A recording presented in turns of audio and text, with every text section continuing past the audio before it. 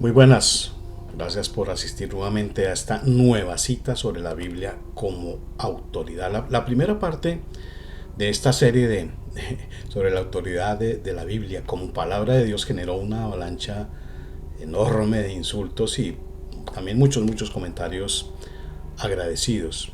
Entre las cosas malas o insultos o con lo que quisieron ofenderme me llamaron amante de judíos, deicida, prosionista, progenocidio del humilde pueblo palestino, bueno, de todo me dijeron. Esto, sin embargo, no es nada nuevo para mí. Hace más de 25 años, cuando había avanzado un poco en el estudio de las escrituras, tuve ataques fuertes de renombrados líderes religiosos como César Castellanos, como su esposa Claudia Rodríguez, ambos del G12, la Misión Carismática Internacional, también del famoso pastor Maldonado, que creo que es no recuerdo, Centroamérica, quien incluso me amenazó de muerte, por ahí tengo todavía el email, por cuestionar el tema de la autoridad pastoral. Recibí insultos de Cash Luna, de Eduardo Cañas y su iglesia Manantial de Vida Eterna, del pastor satanista Enrique Gómez, su iglesia Bethesda, mucha gente de ahí, incluso de gente del Mira. En fin, los ataques fueron masivos y muy fuertes. En esa época muy apabullantes, no puedo negarlo. Recuerdo un caso especial de la iglesia de Ricardo Rodríguez en Bogotá, la Avivamiento, mezclada en temas de narcos, mataron gente adentro en pleno culto. Bueno, recibí fuertes amenazas porque en ese momento yo estaba enseñando la palabra a uno de los pastores del círculo de Rodríguez, uno de los cercanos.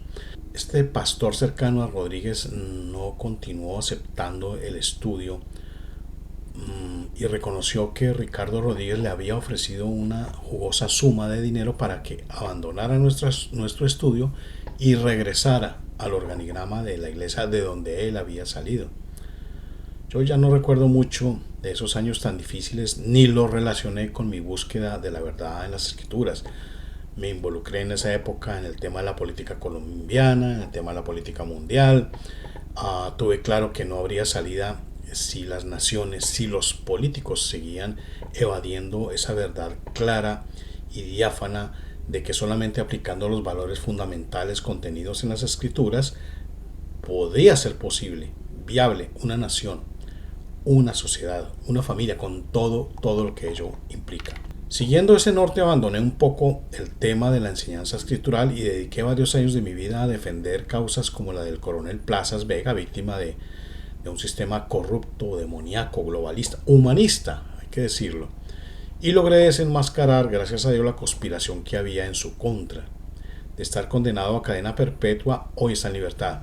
Su caso y cómo me involucré siempre me ha parecido que fue designio de Dios. Lo he narrado en muchas ocasiones, así que no voy a repetirlo acá. Pero no solamente está el caso del coronel Plazas Vega, hay muchísimos temas que abordé, siempre teniendo presente la búsqueda de esa verdad, esa que Jesús anticipó que causaría el odio hacia nosotros. Para información están las redes y todos los libros que he publicado donde menciono todos esos casos, temas que la gran prensa colombiana ha pretendido ocultar sin mucho éxito, hay que decirlo. En todo ese trabajo periodístico siempre estuvo mi fe presente, aunque en ocasiones tuve la tentación de olvidar esa fe para encajar con el sistema que me condujo a sacar a mi familia del país y buscar asilo en los Estados Unidos. Esa búsqueda de la verdad ocasionó que enviaran bombas a mi casa, donde vivían mis pequeños hijos, que secuestraran a uno de ellos, que atentaran contra mi vida en varias ocasiones, que atentaran contra la vida y la integridad de mis hijos.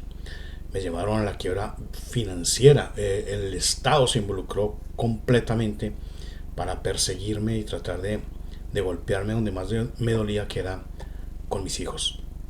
Me montaron varios procesos falsos, con calumnias, con injurias. Bueno, todo eso está narrado también en otros lados. Llegó un momento en que decidí salir huyendo de Colombia para salvar mi vida y la de mis pequeños hijos. Mi imagen en ese entonces de Estados Unidos era la de un país que, siendo fundado sobre valores morales absolutos cristianos, brindaría todas las garantías a creyentes como yo. Pero no, Encontré una nación entregada al progresismo, arrodillada ante el Islam, ante la agenda globalista, una nación que más que cristiana parecía una pequeña Babilonia, otros dicen que un Egipto, yo diría que una Nínive. Pensé que los hispanos que llegaban acá estarían ávidos todos de buscar de Dios, pero lamentablemente eso no fue así. Y fue acá donde pude encajar algo que yo ya sabía. El cristianismo pasa por problemas muy graves. Eso no es un secreto, lo he venido diciendo no solamente yo, muchas personas. Hay innumerables vertientes, religiones, creencias, casi tantas como líderes religiosos existen. Unas denominaciones dicen una cosa, otras dicen otra. Yo no voy a mencionar mucho acá el tema del catolicismo, que nace por cuenta del pagano Constantino, adorador de Mitra, hasta su muerte, y que toma la religión babilónica para hacerla pasar como cristiana. Pero bueno, no hablaré mucho de Roma, espero, en esta serie. Tampoco hablaré de personajes tan oscuros como Lutero, como Calvino y muchos otros que son la directriz, el modelo de varias iglesias cristianas. Solo me centraré en las escrituras, en lo que dicen las escrituras como tal. Y por ello debemos mencionar que la crisis del cristianismo se debe al desconocimiento total de lo que enseñan las escrituras. Ningún cristiano quiere leerlas por su cuenta, prefieren que un pastor, que un sacerdote, que un obispo o papa o lo que sea le diga qué es lo que significa lo que dice allí y qué es lo que no significa y qué debe creer y qué no debe creer. Es el mismo problema del judaísmo practicante, que no permite que un individuo lea la Torá sin la explicación de los rabinos, del Talmud, otros se meten la cábala. Al creyente se le obliga a creer desde muy tierna edad que nadie puede acercarse y entender las escrituras sin la guía de un líder que las explique. ¿Pero es eso lo que enseñan las escrituras? No, la verdad no. Y lo veremos más adelante. Hay que aceptar que varios libros del Nuevo Testamento han sido manoseados, hasta mal traducidos por cristianos gentiles que, olvidando lo que el mismo Pablo reconoce, que a los judíos se les encomendó la difusión de la palabra de Dios, lo que llama los oráculos de Dios, intentan explicar a un Jesús y un evangelio a partir de un punto de vista griego y romano. Y eso, señores, es imposible. Jesús era judío y solo puede entenderse su ministerio conociendo y sabiendo eso. No hay otra manera, para pesar de quienes odian a los judíos sin una razón lógica. Ese será tema de charlas futuras. Surge la pregunta vital: si la Biblia, si las escrituras contienen todo lo necesario para nosotros, ¿por qué vemos a tantos y a tantos cristianos desesperanzados, apabullados, derrotados, sin saber qué camino tomar, si por aquí, si por allá, que nada les funciona, solamente están contentos en las horas de culto, porque sus vidas están siempre tristes? La razón es simple. Básicamente porque la mayoría de líderes religiosos desvían la atención debida a las escrituras hacia ellos mismos. Desvían la fe de los hombres hacia sistemas humanos, hacia personas que se apropian, que se adueñan de la autoridad bíblica y se autoproclaman como canales de Dios para los hombres, y viceversa. Nadie puede pasar si no es a través de ellos. Al hacer esto, están desviando del camino a las personas que en realidad buscan a Dios sinceramente, ocultando, no sé si intencionalmente o no, que el Espíritu Santo es quien guía a cada persona a la verdad. De esta manera, las personas que andan en busca de Dios jamás llegan a encontrarlo, ni a conocerlo plenamente, tal como Él desea que cada uno de nosotros lo conozca. Muchos cristianos sinceros no encuentran ese refrigerio que habla Jesús aquí en Mateo 11:28. Venid a mí todos los que estáis trabajados y cargados, y yo os haré descansar.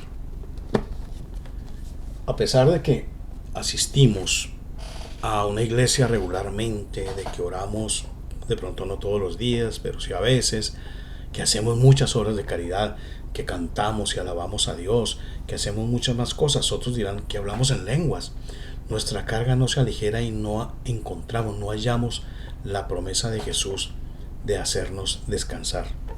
¿Por qué sucede esto? Es muy sencillo, porque no tenemos los cimientos sólidos de la fe cristiana. No me lo invento yo, lo dicen las mismas escrituras. ¿Cuáles son esos cimientos?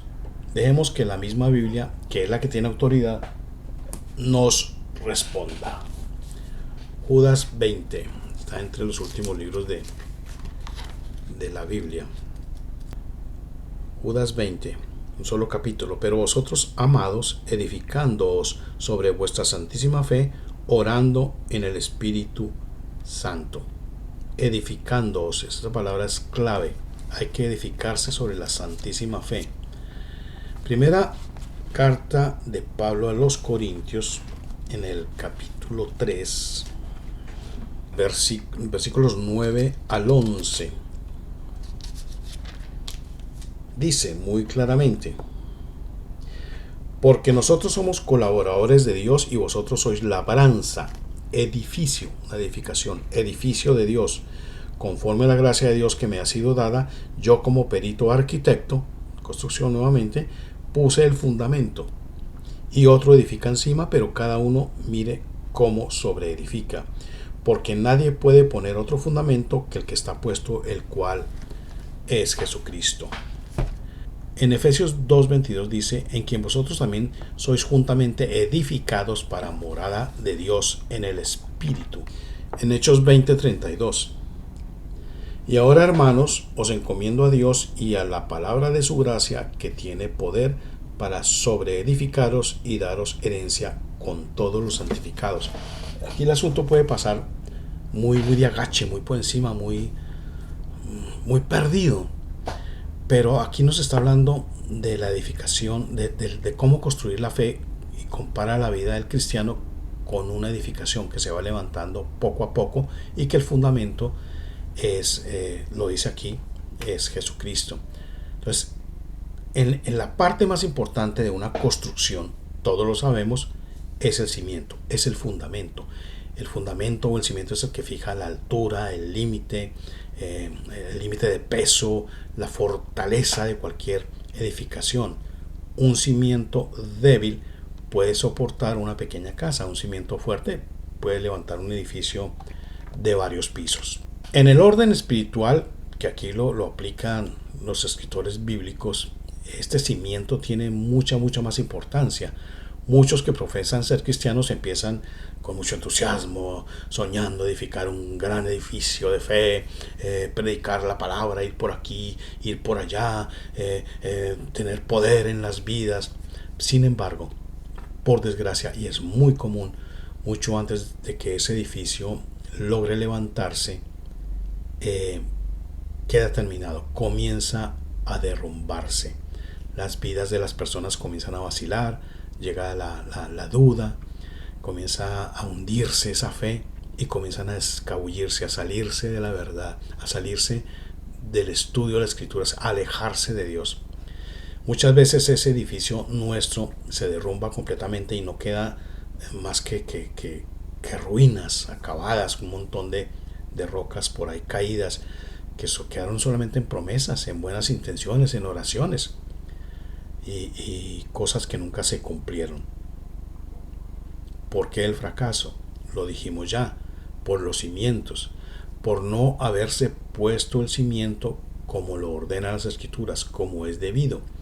Ya que no tenía ese cimiento fuerte, que es Jesucristo, ya veremos qué significa eso, no pudieron soportar ese edificio de promesas, esa edificación de fe que estaba planeada. ¿Cuál es el cimiento? Repitámoslo. ¿Cuál es el cimiento designado por Dios para la vida cristiana? ¿Sobre qué se debe construir? La Biblia misma nos lo dice. Volvemos a repetir ese texto, 1 Corintios 3:11. Porque nadie puede poner otro fundamento o cimiento que el que está ya puesto, el cual es Jesucristo. Primera de Pedro 2:6 dice: por lo cual también contiene la escritura: he aquí, pongo en Sión la principal piedra del ángulo, escogida, preciosa.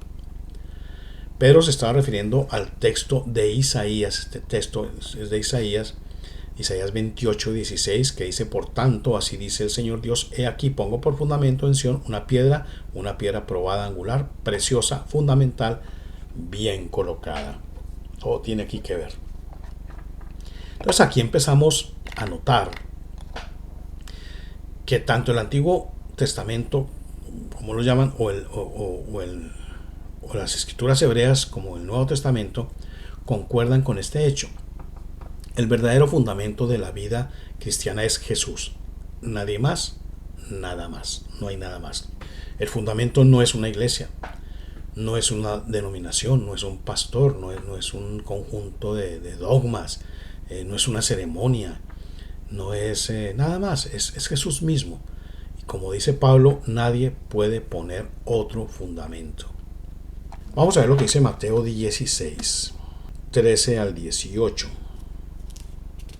Dice: Viniendo Jesús a la región de Cesarea de Filipo, preguntó a sus discípulos, diciendo: ¿Quién dicen los hombres que es el Hijo del Hombre? Ellos dijeron: unos Juan el Bautista, otros Elías, otros Jeremías o alguno de los profetas. Él les dijo: ¿Y vosotros quién decís que soy yo? Respondiendo Simón Pedro dijo: Tú eres el Cristo, el Hijo del Dios viviente. Entonces le respondió Jesús: Bienaventurado eres Simón, hijo de Jonás, porque no te lo reveló carne ni sangre, sino mi Padre que está en los cielos. Y yo también te digo que tú eres Pedro, y sobre esta roca edificaré mi iglesia, y a las puertas del Hades, no prevalecerán contra ella. En el versículo 20, que todo el mundo lo pasa por alto, dice: Entonces mandó a sus discípulos que a nadie dijeran que él era Jesús, el Mesías. La traducción de la Reina Valera dice el Cristo, pero es una palabra griega. Él pide que no se revele que él es el Hijo de Dios, el Mesías, el Salvador. De hecho, es la única vez que lo acepta frente a sus discípulos, la primera, y la única persona que él le revela que es el Mesías es a la samaritana en el pozo. Nadie más. De resto, siempre intentó que no se conociera esto, ordenó que nadie lo divulgara. Los demonios que salían señalándolo como el Hijo de Dios, se los expulsaba, los mandaba a callar. Pero este texto aquí que estamos citando de Pedro, lo mencionamos porque mucha gente cree que Pedro es el cimiento de la fe, el cimiento de la iglesia de Cristo. Algunas personas, en especial la religión inventada por Constantino y Eusebio, su obispo cómplice, han sugerido que Jesús estaba tratando de decir que Pedro era la roca, aunque no lo dice, la roca sobre la cual él, Jesús, edificaría la iglesia. Eso no es cierto. Existe el Evangelio de Mateo en hebreo. No conozco muy bien si esta parte está para buscar la palabra exacta que usa aquí, pero en el griego, que es desde donde se ha traducido a los diversos idiomas, la respuesta de Cristo a Pedro contiene un deliberado juego de palabras. En griego el nombre de Pedro es Petros, en griego. La palabra para roca es Petra. Jugando con la similitud de ambos sonidos, el texto dice más o menos: tú eres Pedro, Petros, y sobre esta roca, Petra, edificaré mi iglesia. El sonido es muy parecido, pero el significado de estas dos palabras es muy muy diferente. Petros son cascajitos, piedrecitas pequeñas, que eso es lo que significa el nombre de Pedro, de Petros. Y Petra es una enorme roca. Tanto en el sentido de esta frase como relacionando a la escritura completa, confirman este hecho. Un hombre normal nunca podría ser la roca, la Petra, el fundamento de la iglesia. En versículos más adelante, el 22 y el 23, Jesús culpa a Pedro de dejarse dominar por las opiniones del hombre y las incitaciones del mismo Satanás, recordando que Pedro negó a Jesús 3 veces y que luego, incluso del Pentecostés, Pedro se dejó vencer por el miedo, ya habiendo recibido el Espíritu Santo, se dejó vencer por el miedo a los hombres transigiendo en cuestiones del Evangelio. Entonces estamos seguros de que Pedro, como humano normal con todas sus debilidades, no podría ser la roca que nos habla las Escrituras. La roca, lo dicen las Escrituras una y otra vez, es Jesús. Sobre él es el que se debe basar la fe cristiana. Salmo 18:2 dice: el Señor es mi roca. No dice Pedro es mi roca, sino el Señor es mi roca, en quien me refugio, mi escudo y el cuerno de mi salvación, mi altura inexpugnable. Salmo 62, 1 y 2 y 5 y 7. En Dios solamente está acallada mi alma, de Él viene mi salvación. Él solamente es mi roca, Él, no Pedro. Es mi roca y mi salvación, es mi refugio, no resbalaré mucho. Alma mía, en Dios solamente reposa. Él lo repite, solamente es mi roca y mi salvación, no Pedro. Dios es mi refugio, no resbalaré. En Dios está mi salvación y mi gloria, en Dios está mi roca fuerte y en Él, en Dios, está mi roca fuerte y mi refugio, no en Pedro ni en hombre alguno. La palabra roca aparece 3 veces allí y salvación 4. Las palabras roca y salvación están asociadas por la escritura, tienen mucho que ver juntas y ambas tienen que ver con una sola persona cuando están unidas, y es Jesús. En Hechos 4:12, y en ningún otro hay salvación porque no hay otro nombre bajo el cielo dado a los hombres en que podamos ser salvos. Clarísimo, está en Hechos 4:12. Entonces, teniendo muy presente que Jesús es la roca, ¿cómo se puede edificar sobre esa roca? Eso lo veremos en el siguiente capítulo. Muchas gracias.